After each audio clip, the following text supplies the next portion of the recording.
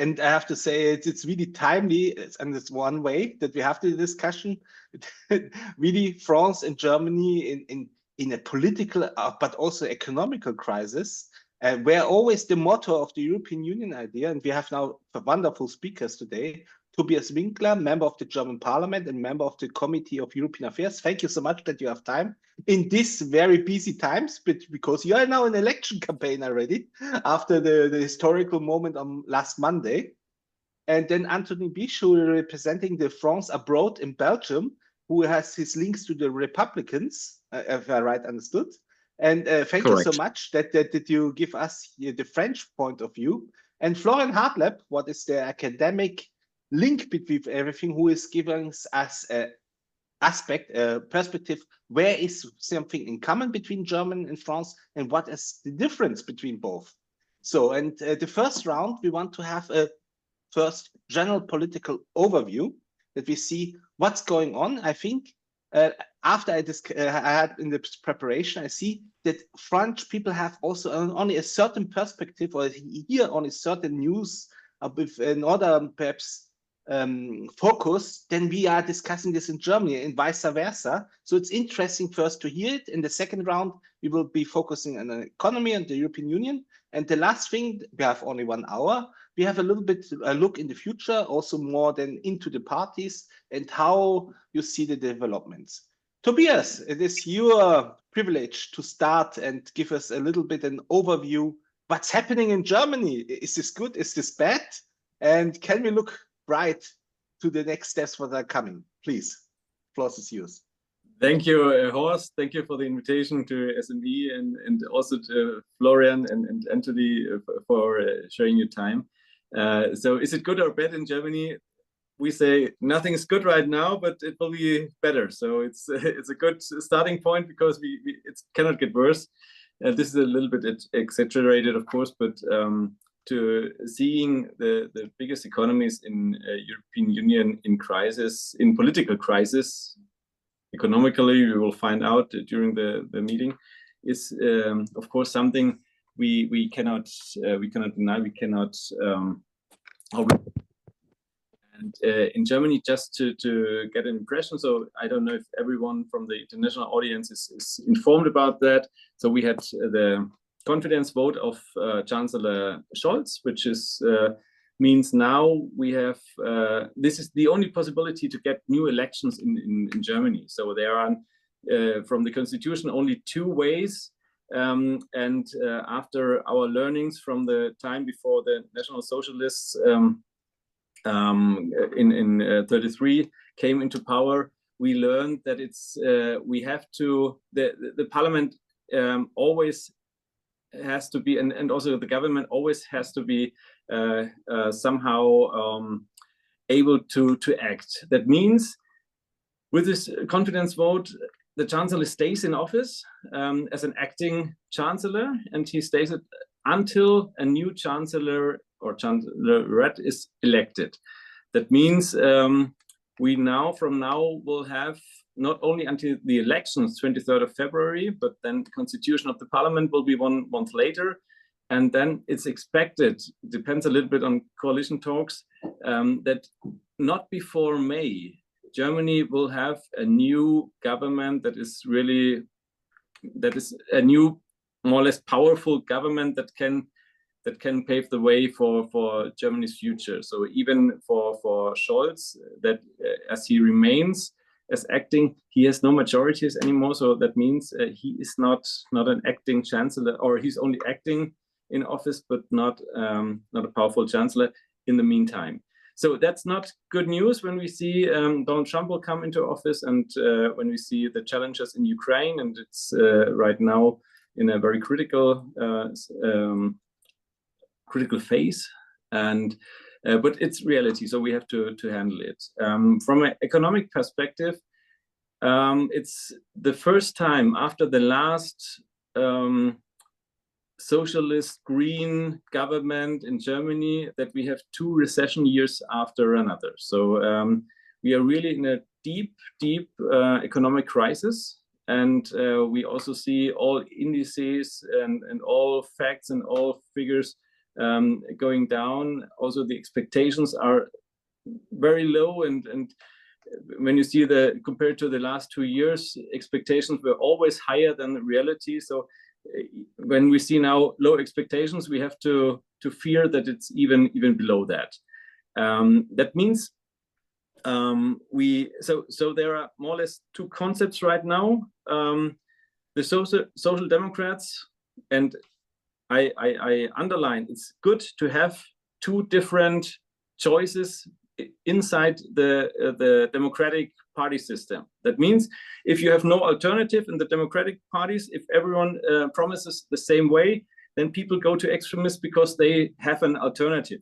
Of course, this alternative, leaving the euro, leaving European Union, leaving NATO, we say it's an alternative, but it's the worst idea you could have in this time, economically, from security aspects and so on. So therefore, I just condense it a little bit. So the Social Democrats' idea is we need more debt, and the state has to finance or has to spend money against the economic crisis. And we say we need more competitiveness, and if we cut red tape and we make it easier for entrepreneurs and for business to grow. With this growth, we can fight against the economic crisis. So we want to so this is the difference. One is state aid, and the other is to reduce the state influence, stay with the debt because we are already at 63%. I know France is higher and so on, and do it with competitiveness. So this is the two ideas that are on stage or on stake, and now the voters have to decide. This is very condensed, to be honest, but we can discuss or elaborate a little bit more about the ideas. Thank you so much for this brief overview. If you say this from you, there are two options. You said socialists or Greens. Then for a possible coalition, you should not share the beer fewer before you have it. But from the thing way, it seems as so that the Greens and the socialists, how they are looking on the CDU-CSU, how positive or negative. What is the relation between these two parties to forward to you? I know that you want to have both options, but how the socialists or the Greens are now communicating this at the moment? So the campaigning phase already began before the Chancellor's confidence vote, I would say, because he announced it, of course. So we know since 7 weeks when the government broke, or when he kicked out the finance minister, and then right or directly after, the liberals left the government. So we were prepared, and what we see now is that each party fights for their own. There's also no red-green campaigning. So the Greens have ideas, even more state interventions. The Social Democrats have ideas, don't go or don't reduce the pensions, more money for jobless, and so on. So this is the social part. The Greens really with an economic path. That means CO2 reduction is still the highest goal, even beyond competitiveness, even beyond economic growth, because they say even economic degrowth would help us to meet the goal if it's only CO2 emission. Where we say if you lose steel production in Germany and you rebuild it in India or China, you will triple the CO2 reduction. So from a global perspective, this is nonsense, and we lose ground and we lose jobs and so on. So, but everyone fights for its own, and of course, we with our ideas, we are very close to the liberals, to be honest. So unfortunately, they are in a very weak position. So we don't know how will be the outcome, and we have now figures and we have polls, but we also know from former elections, not only in Germany, that you cannot trust the polls 8 weeks, 10 weeks before election. So there can so many things can happen internationally, internally, and so therefore it's far too early to stick to one of the parties. Also for us, and therefore it's a very good idea if everyone fights for its own. Then people have a real choice, and afterwards we see with whom, if we need one. There's also an idea. Maybe if the liberals don't make it with 4.9%, we have a 5% threshold to the parliament. Maybe the far left don't make it with 4.9 and the left with 4.9. Then maybe 39-40% could have an absolute majority. This is one idea. I don't believe, but even this can happen, because when we see what happened during the last elections and how far polls were away from the results 8 weeks before, even this is an option. So therefore, it doesn't make sense to make any statement about with whom you want to make a coalition. Thank you so much. And now we're coming to France. Anthony Bisch, you have perhaps if we're looking as Germans or Europeans to France, we see there also a little bit. There's a little bit chaotic. This is, you have a different political system than in Germany, but in the same times we heard Scholz is a lame duck, but we see that Macron has also not anymore this control over this system. How is the situation in France? Indeed, you're very right. Currently, we are facing a situation which is without precedent in France. What you have to understand, if I may do in 2 sentences a little bit of historical background, it's when the Fifth Republic has been founded in France by General de Gaulle, the main aspect was the stability of the institution, meaning that there is always a clear majority at the National Assembly, either to support the president or, in case of cohabitation, to have a support to the prime minister. We have 577 members of the National Assembly. Each of them are elected based on a 2-round election. So it's like a mini presidential election at local level. And this system is really based to ensure a sufficient majority to implement the policy either of the president or the prime minister in case of cohabitation. We can see another word which was used quite a lot by Tobias was the question of coalition. You had this question, who might be the ally of CDU and CSU in Germany, while in France, the terms of coalition, we do not use it. We are always used to have a clear majority. So this is why we do not have this policy culture of compromise, which might potentially be useful today. While the President of the Republic should play the central role, we can see today that the margin of maneuver of President Macron is very limited. We can even see that there is a kind of phasing out for him. He is elected until 2027, but today, by the constitution, he cannot be candidate. He already, it's his second mandate, and he cannot run for the election anymore. And we can see that his decision after the European election to dissolve the National Assembly, which was a decision taken on the very same evening with limited consultation, created this political chaos in France because it deprived the president of a part of the remaining of this majority, which he had during the previous legislature. And we can see that today the National Assembly is totally fragmented. We can see that the extreme right became the first parliamentary group in the National Assembly. And often I can see in newspaper, in media of foreign country, that there is a focus on extreme right. But we should not forget that the third group, the third parliamentary group as a National Assembly is extreme left, which is led by Mr. Mélenchon. And together, these two groups forms more or less a third of the member of the Parliament of the National Assembly in France. Therefore, there is a need to find a kind of agreement with the remaining group. And this is very difficult because normally, even if a government doesn't have a full majority, it can rely on different articles of the constitution. For example, you have maybe the very famous Article 49.3 of the French constitution, which allow to engage the responsibility of a government to have the adoption of a specific text of law.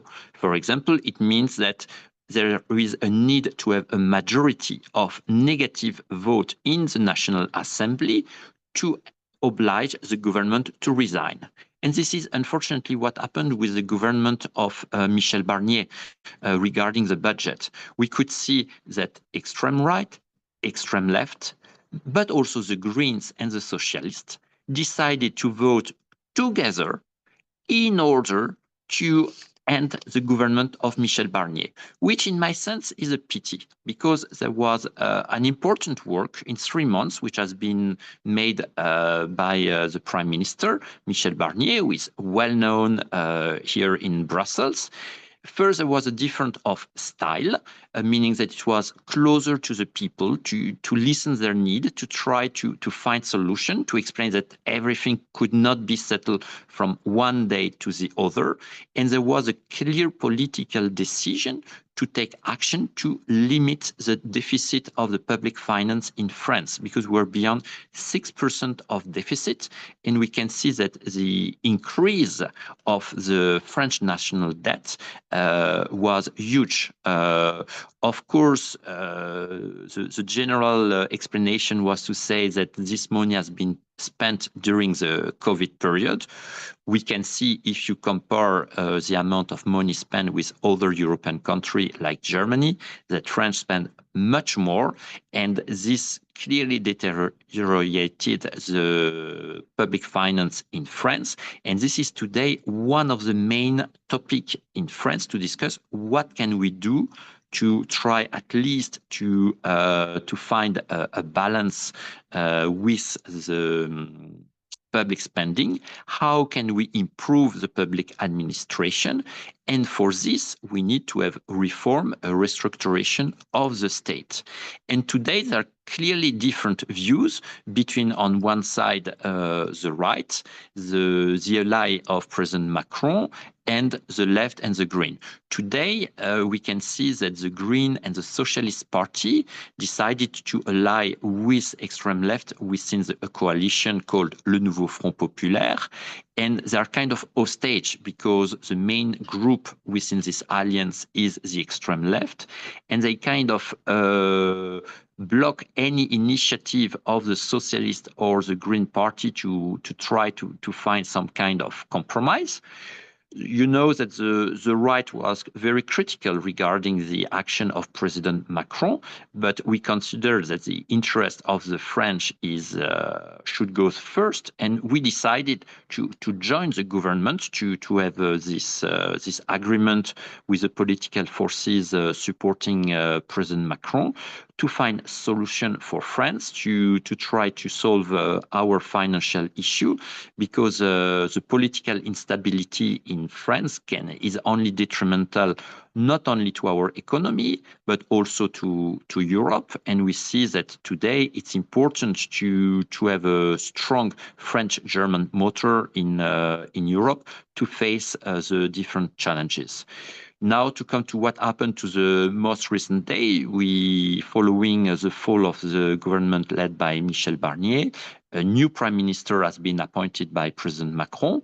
François Bayrou, who is well known, is a supporter of the president and the leader of a centrist political party in France.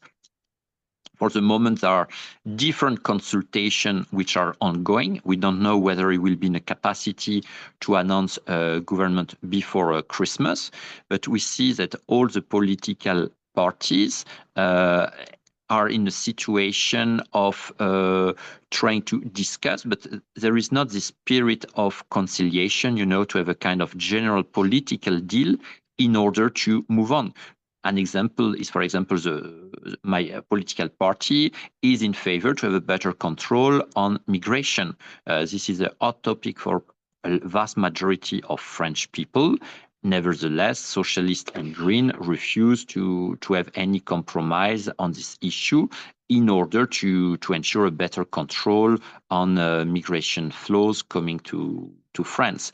And on the other hand, Green and Socialist Party are proposing to spend more money for public administration without really proposing explaining how they will finance it. And at the same time, you have a coalition de fait between extreme right and extreme left who are playing the chaos in a different way, hoping that President Macron will resign and to say, you saw all of them, they failed to provide you with solution. And now we are the solution, either extreme right or extreme left. And this is a real challenge today for my political family to find the right solution for the people, to address them with practical solution in order to avoid that the extremist party continue to raise in France. Thank you so much for this really complete overview. Now we have a much better understanding. But I think the last point is very interesting. What you mentioned is somehow they have the far right and far left are not working together, but then against the same enemy or political enemy, they work together.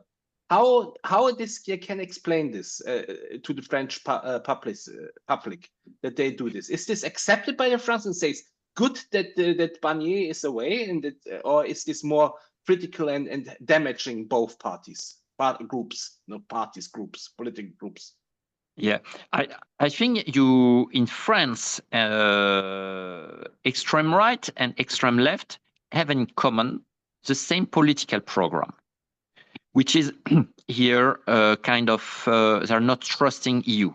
You have to remember that some years ago, Marine Le Pen was proposing to leave the euro. But she saw that this option was French people are attached to euro because it's for the stability of the economy.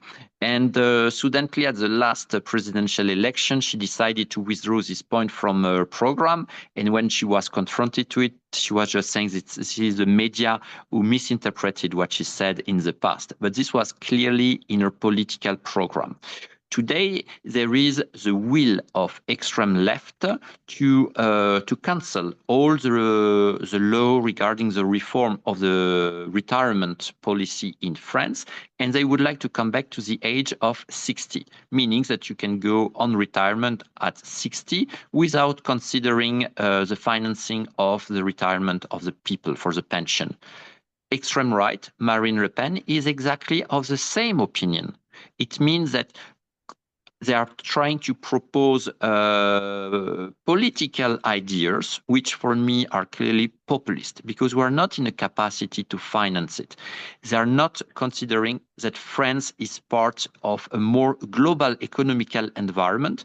And here you can see a junction between their way of thinking about economical matters. They are coming directly to give the word populism to Florian Hartleb, a political scientist, also an expert about populism, where we can make links between France and Germany. What is common? Perhaps is France perhaps already advanced in some developments already, or Germany, where we can see where there are also differences of the discussion, also of the political groups. We have Sarah Wagenknecht, not Mélenchon. Is this the same type, or where is the equivalent of Mélenchon on the left, but with the AfD and with the Rassemblement National, we see Le Pen wants not to work together with the AfD, at least in public. So please give us a little bit the things what we can say. This is different. This is or what we can expect here. Please, Florian. Thank you so much, dear host. I mean, first of all, I must say that the political crisis discourse is rather similar between France and Germany. So we are talking in the last months, if you're analyzing the media coverage about political paralysis, vacuum, or as Anthony said, political chaos. so this also is deeply related to the decline of the mainstream parties. And it's also, of course, linked to the rise of the far right and the far left in both countries, actually. So in France, the discourse is a bit different than, because in Germany now, in Thuringia, for example, the center-right party, the CDU, made a coalition with Bündnis Sarah Wagenknecht, what you have mentioned, Horst, and the alternative for Germany is excluded, which is getting more and more radical, with some views like the so-called Dexit.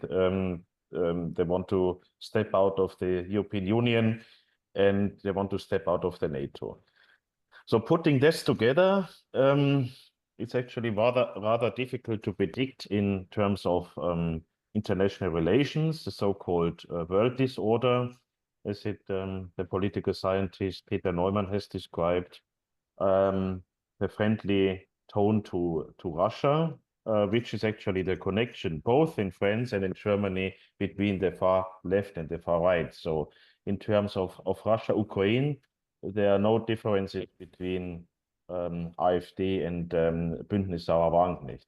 And actually, if you're talking now, and I think I should finish with his statement, is how this is affecting our economy, because the votes for the voters for the far right and left are basically pessimistic about the future of our economies. Now we know that actually France has a worse budget imbalance in the Eurozone.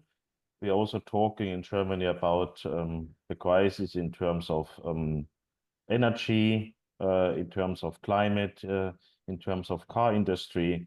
And that's why we have to talk about the economy in this regard, and to combine basically the political discussion with the economic discussion, and also with the possible consequences for the SMEs. Thank you. This is interesting. You see, but what I would say, you say there are the similar political issues who driving the populism. But is France even, I think, a little bit step forward? They have here already the problematic we have in Thuringia or Saxony. They have it already on the national level. Are they only 10 years ahead or 15 years ahead? Is this what perhaps also in Germany can happen? Or is this only a special situation? You cannot compare it with Germany.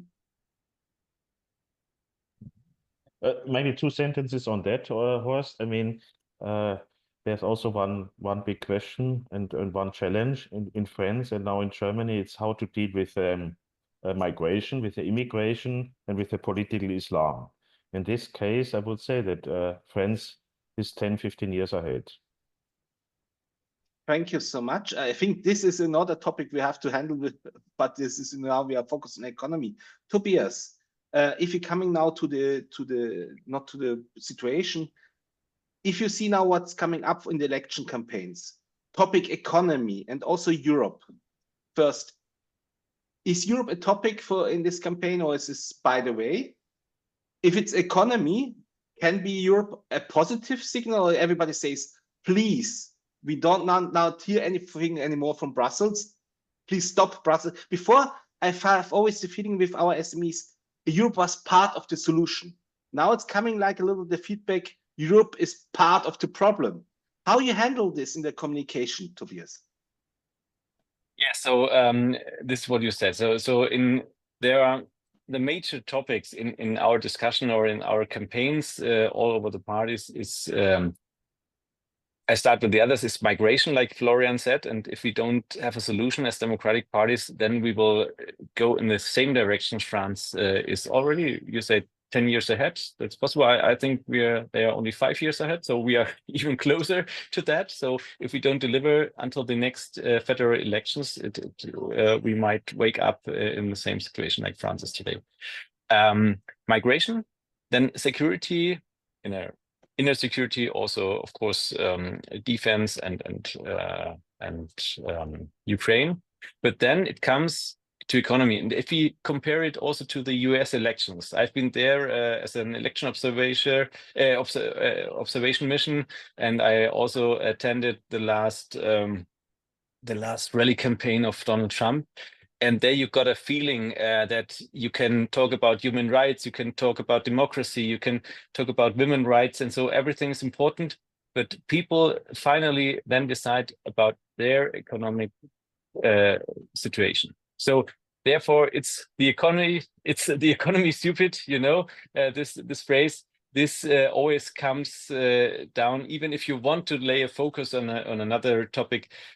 In the end, it's the economy. And you ask about the European. So therefore, it's economy is the main topic, also in the economic situation, which also includes, of course, pensions and social security and so on.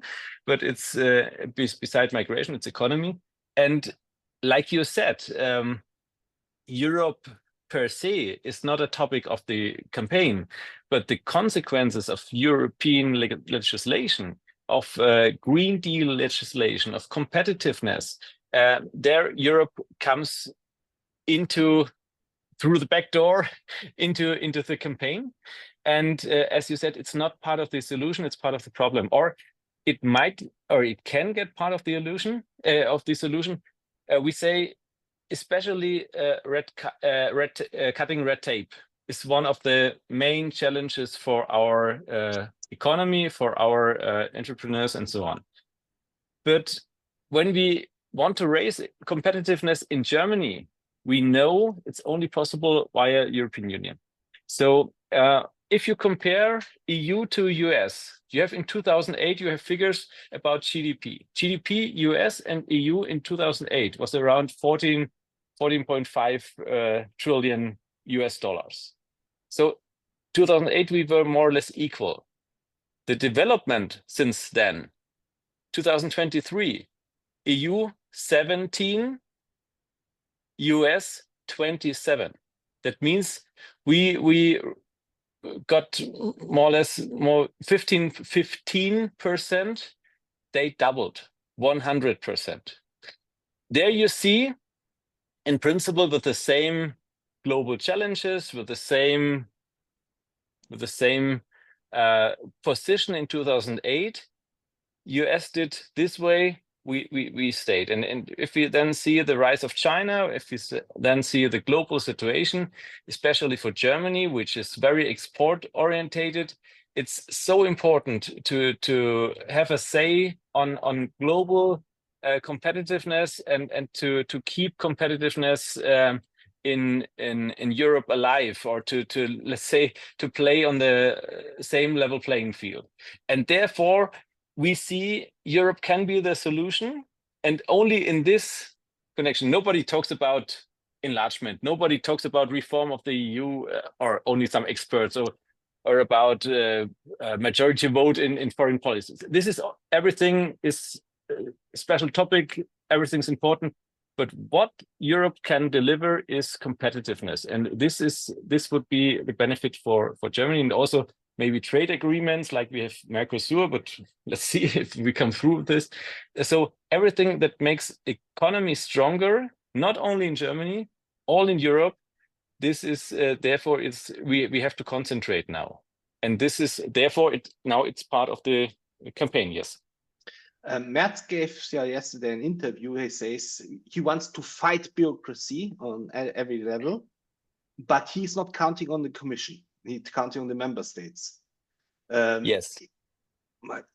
What is your point of view of this? This is you know both. You know Brussels very well, and you know Berlin. I think is this really the problem only in Brussels? It's not only also the member states transform their problems to Brussels, or how you see this? Exactly. We sometimes we push from the member states. The problems are pushed to Brussels, and then we can blame them.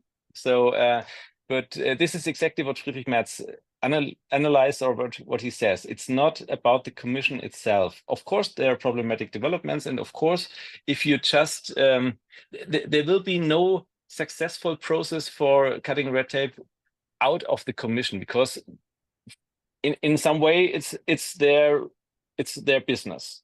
So we have to do it from outside. And if you see via the Council, it's nothing against Europe, or nothing against you. It's just he understood the system.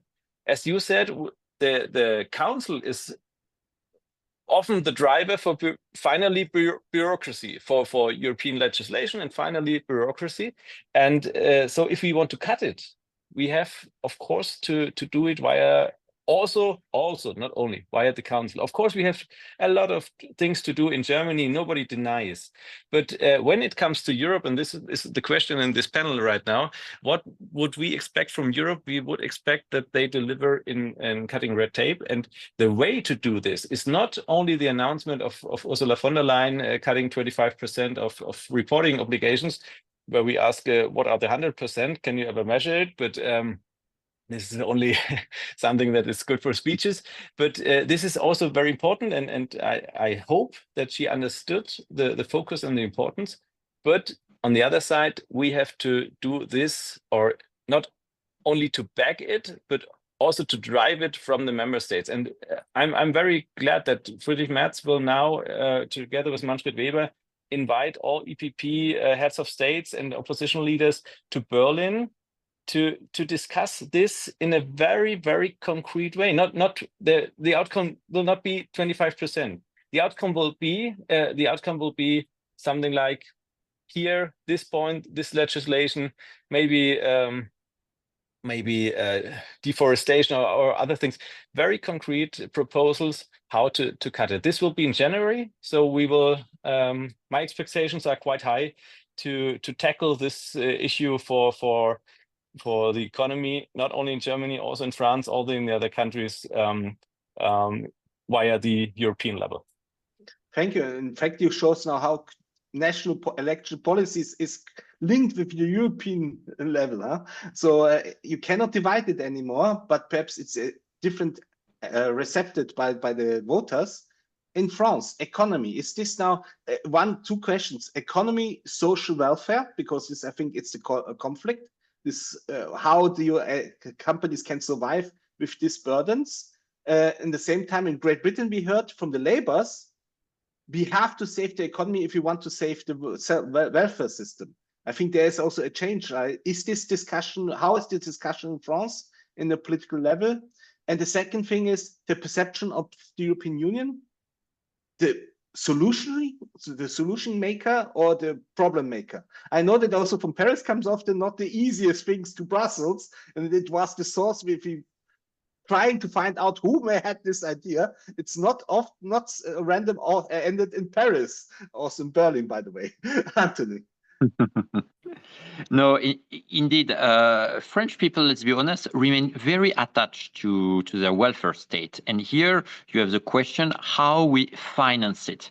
But in France, this is not so much part of the debate, because even if you look at the numbers, for example, I can understand that for Germany, they may have difficulties to understand that while in Germany, some years ago, there was a famous Hartz law, which were very hard, let's say, socially speaking, while French people are working only 35 hours per week, you may consider that the French economy should collapse.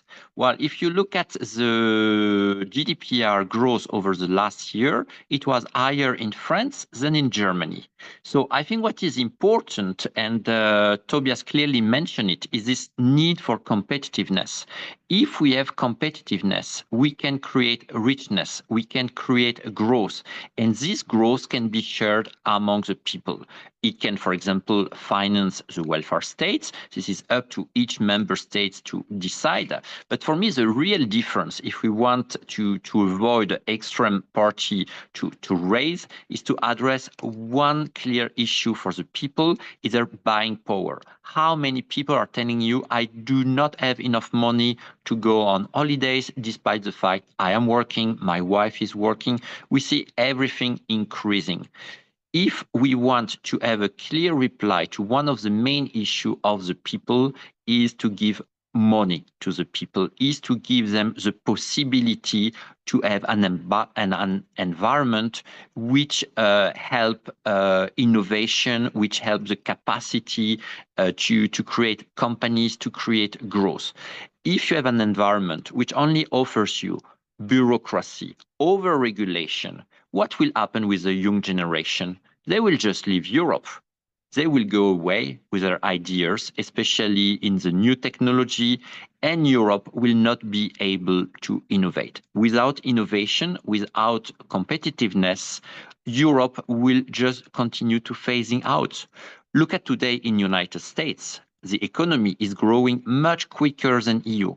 So we need to have a look at what can we do to support economy, to support our SMEs, to support our entrepreneur, and to stop creating additional burden, additional rules, additional obligation. And here I will make the link with EU. EU should, in my view, act as a facilitator, should continue to build on the common market we have, continue to defend EU economical interest in the world. Look at what China is doing. Look at what US is doing and all other countries in the world. We need to ensure that our companies benefit from the same access than the other to the market of other countries in order to have Europe exporting our products. We need to ensure, let's say, a strong economical growth in Europe, and this will not pass by more regulation, more burden. We need to reduce it. Before creating additional burden, we need to think twice. Is it really useful? Does it really bring something? And if we want to pass new law, it should be only to try to reduce all this burden which is so heavy for our entrepreneur. I think even in France, which is, let's say, a country where the administration is very strong, there is a clear will to rethink what is the role of the state, what we should do, and to try to better streamline the mission of the state. For me, I'm speaking for France, I'm not enough familiar with Germany. There is a real need to think what are the mission of the states, how we want to achieve these objectives, and what are the resources we want to put for these objectives.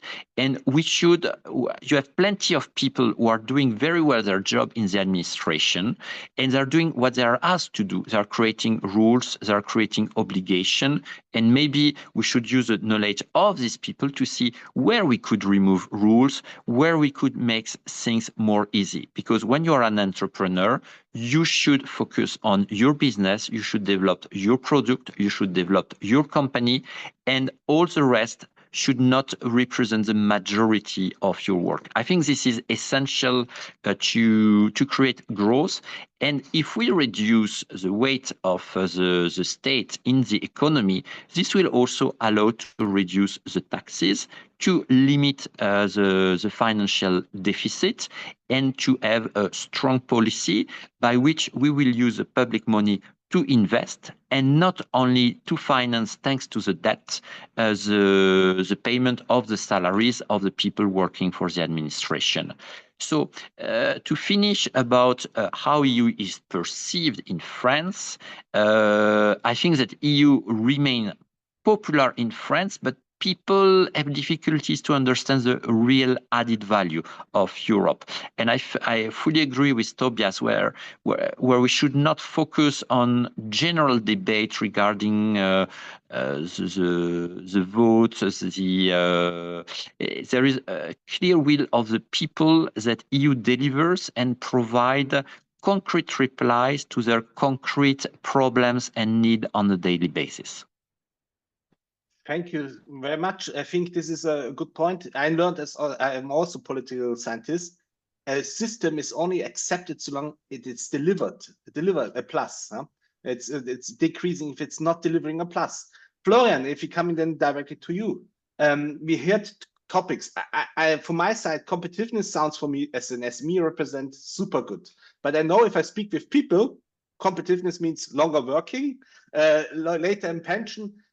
Do you think that the people wants to do the parties here and also in Germany and France communicating the problems in the right way, that the people thinking this is the solution, not the populistic sides are the solution? Florian, we cannot hear you. It's still not. Now there was something. Yeah, is it possible? Yes, now. Yeah. Yeah. So we talked already about the question. It's economy stupid, what Tobias has raised. Another topic is it's migration stupid. So we see that actually the rise of the far right and also of the far left, at least in the German situation, because Sarah Wagner is also strict towards migration. This is a topic, an unsolved topic in Europe, which concerns many people and which has to be solved. We had since the crisis a lack of solidarity in Europe since 2015, and now we have to handle with these consequences. And of course, we are dealing with competitiveness and also with welfare in this new world disorder. So many people are concerned about the rise of the rents, of the prices. We had this topic of inflation in the last 2 years, also as one of the consequences out of the pandemic. And these are, as Anthony said, and Anthony raised, these are the daily problems of the people. And we have to see now, we said before already, the idea of the European integration is based on deepening and widening. Both pillars are somehow not in the current discussion besides academic debate. So we have to now look forward to the future. What is the plan for the Commission, which just started to work, and what is also the plan then for the upcoming German government? As Tobias said, okay, it will start in May, but there's also a hope that we can do it better, because the former government also, or the still ongoing government, made also big political mistakes. And let's hope for more stability in France and in Germany, which also can boost the motor. Because you said also at the beginning, everything is based on the friendship between Germany and France, but we have to boost it again, and we have to start to have better and more effective initiatives. Thank you very much. Thank you. There have already more questions. If I say our political message as SME, as EPP family here, there I said another storytelling by the other sides. Fighting bureaucracy means putting down the standards. This is one thing. They're saying, oh, you want not to cut bureaucracy, you want to put down the standards. Then, yeah, the green transformation, the implementation, we have not to stop it. We have to make a social plan for it that the burdens for the people are bearable. It's easier. And the third thing is, perhaps from the right and so on, we don't need Mercosur. We have to protect our farmers and this and that. We need more to look at ourselves. We have not to help the world. We have to be focused there. There are different narratives here where they're fighting this and say competitiveness. You should be afraid about this. You should be afraid. This will lead us in the lower standards, welfare standards. How are you thinking the EPP and others can react on this other narratives?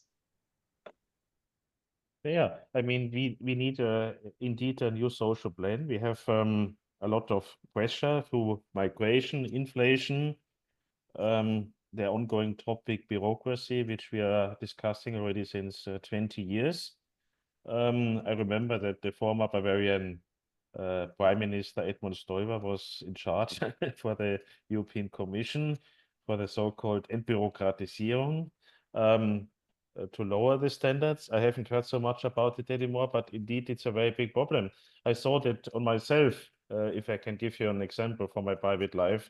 After I moved from Estonia, living 9 years in Estonia, to Vienna, to Austria, how difficult it is to deal with health insurance, moving, especially if you're moving away with a family. So there's a lot to do within the European Union to harmonize our standards. Thank you so much. And now we're coming to the last round. In fact, Tobias, if you're looking at forward, the campaign is coming. You said already a little bit you have to deliver now in this next coalition, hopefully with the CDU-CSU as leader, and otherwise we have a huge problem. If we're looking a little bit forward in these things, can we be optimistic? Do you think we can make the turnaround, and which factors you're thinking are the key then? So first of all, as a politician, you should always be optimistic.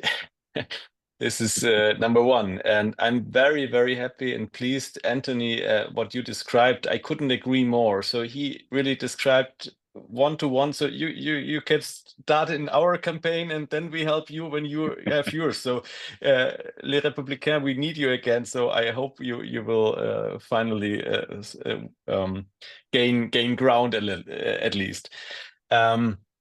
Yes, what I think coming back to what Europe has to do, because you said, Horst, against lowering standards and protecting farmers and so on. I think it would be easy if you just also what Anthony said a little bit, focus on the core topics. So like Juncker said, big in big things, small in small things. I heard in the preparation of or it was also it was on the speech of von der Leyen, but around the speech, that housing is a social problem in Europe. I say yes, in some cities it's a real problem. It's a problem in Europe. It's not a problem for Europe. This is one example. We need the European Union there when we can benefit from the scales. So that means insecurity in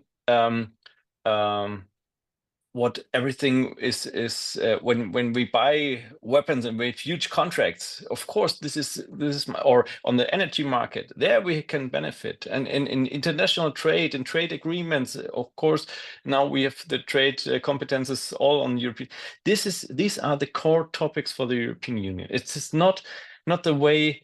Not to only define goals, but also to define the way. Defining the way leads to the bureaucracy, and also the mistrust in countries, the mistrust in entrepreneurs, mistrust in citizens. That means you always have to report and collect data and so on. And as Anthony said, it's not only that you can save a lot of money with civil servants. If people, also the entrepreneurs, are able to concentrate on their core business, everyone should concentrate on its or his core business. The European Commission, the entrepreneur, producing something, delivering services, and not delivering or not with administration.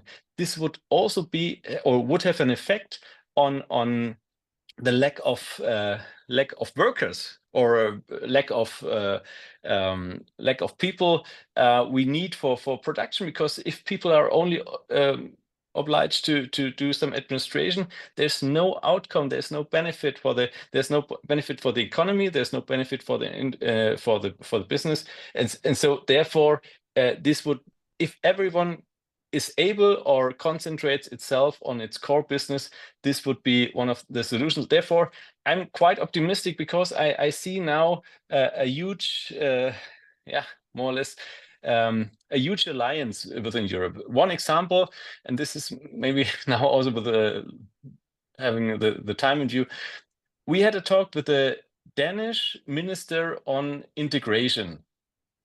Secretary of State is the title. He's from Social Democrats. He was a guest in our CSU meeting in January, and we discussed with him, how do you tackle migration? And what he presented us was what we call the third country solution. That means to offer the people protection, food, and medical services somewhere close to their home. And he elaborated about that. And we said, this is exactly in our party program. And he is Social Democrat. And then I asked him finally, so it's nice to hear you. We are very close. You could get member of our party. No, he has a different approach in other things. And I said, whom do you want to get majority? And he said, Social Democrats in Europe without the Germans, because in the Social Democrats, also the discussion is far beyond than we have it in Germany. Then he says, with you, EPP, and then Social Democrats said, also with ECR, because in this question, they are our allies. So therefore, I'm optimistic because I see they are despite the close and narrow discussion in Germany, there's on a European level already a broad base for solutions in migration, and I also see it in the first steps in economy. So therefore, I'm really optimistic to find new alliances, and the ECR is. They are not members of EPP, and there are still some obstacles we have, but they are pro Ukraine, they are pro rule of law, they are pro economy, and they are so. And to find majorities with them should be the normal way when even the Social Democrats do it. So I'm optimistic that we can do it. And if you look into the past, last sentence, you see that European Union always grew if the challenges were high. So what you said, in the fire of crisis, Europe has developed. So and now, of course, we need this pressure. This is part of democracy, that under pressure some things are possible which are not possible in good times. The pressure is now high. People understood, and I'm optimistic that we will find allies and majorities to reshape this European Union. Otherwise, the consequences might be really hard. So I'm optimistic for 2025. Thank you so much. It is so good to have this also, that we are starting with a good mood to 2025 with hope. But Anthony, is this also perhaps happening in France?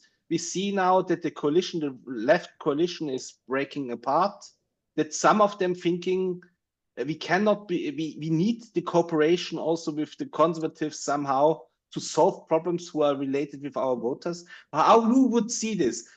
Will Macron solve these problems? Will be there a majority, like you say, happening in the sooner future in France? Will be there a change, or will be the situation now for the next 5 years stay like this, only blocking each other? Alors, it's I would need a crystal ball, to be frank with you. This being said, I'm not sure that this left coalition is really scrambling. They all voted against the government Barnier, including the former President Hollande, who is now deputy, who voted with extreme right and extreme left against the government of Michel Barnier. So I think they still have a strong alliance among them, even if you can hear some voices, and here you're fully right, with saying, okay, maybe now we should try to find a solution. As it was said before, yes, when you do politics, you need to be optimistic. And it's true, I strongly believe that we would need, in France, but also at European level, a coalition of people of goodwill. At European level, we have the chance that there is a strong majority in favor of EPP, so it makes things much more easier. At French level, the current, let's say, state of play of the French National Assembly makes the things much more difficult, because even if you would be in a position to have a coalition between, let's say, the different Republican parties, it would be very easy at the next election to say for the extreme right or left, and this is already the speech you can start to hear, they will make a coalition of the losers who put us in this bad situation just because they want to save their position. Of course, this is not the case, but such a simplistic and populist speech has an impact on the voters. The only way to ensure that extreme right and extreme left will be contained is really by having a policy which produces effects on the daily life of the people, which is addressing the concerns of the people. And I will take one among the other. Migration. A vast majority of people wants to have a policy on migration which is much more restrictive in France. Today, the left, the ecologists are fully against. So you cannot form a government if you need to renounce to some of your main fights just to say we will part of a government and to say to your electors, we betrayed you. If today we want to make things move, we need to ensure that what we propose really address the needs of the people, and what we do should be what we promise when people were candidates. There should be no difference between a candidate and the person who is elected. So today, I'm also optimistic about the conservative in French, les Républicains. First, I recall that the Senate, the majority is in the Senate, is on the conservative side with our alliance with the centrist party. Today, a majority of the big cities in France and of the local department and regions are led by a member of Les Républicains. So the work which is performed by our political party at the local level is fully acknowledged. We saw that when Minister of Les Républicains took part to the government Barnier, they made already a change of tone by acknowledging the issue. I'm thinking, for example, to Bruno Retailleau. We are clearly saying the things.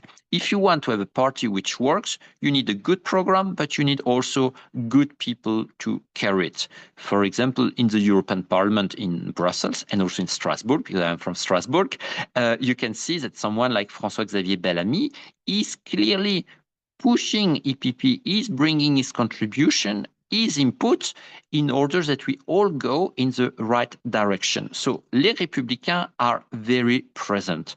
But in order to ensure that France is really back, indeed, we need a political change. Maybe we'll be able to find some stability with this National Assembly, but I think at some point we will need to go back to the voters, to the electors, in order to have a more stable National Assembly. Thank you so much, Anthony. This was now really a good statement, and I hope for the Republicans that it's going up, really. Florian, is this really now here? They have now to deliver the conservatives, and the same times, more or less, in France, they have to learn that coalition could be a reality, and in Germany has always to go in coalition. How you make this in a world of populism that it works out, that you have to deliver in the same time, you're somehow also blocked. What is now your solution, or your view on the crystal ball? Yeah, actually, we got, I think, very good ideas what we have to deliver. So it means we have to fight for new dynamics, for new initiatives, for the motor, for the engine, the French-German engine.